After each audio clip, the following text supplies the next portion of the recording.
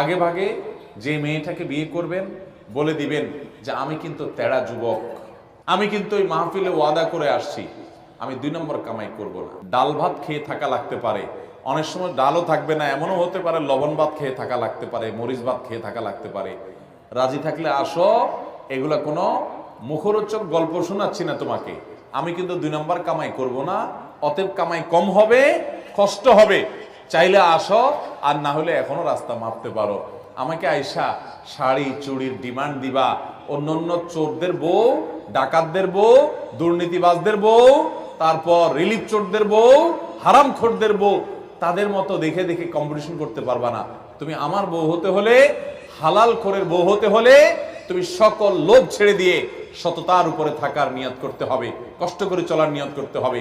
তবে যারা কষ্ট করে চলার নিয়ত করে, আল্লাহ তাআলা এদেরকে সবচেয়ে সুখে রাখেন, শুধু আখিরাতে না, দুনিয়াতেও।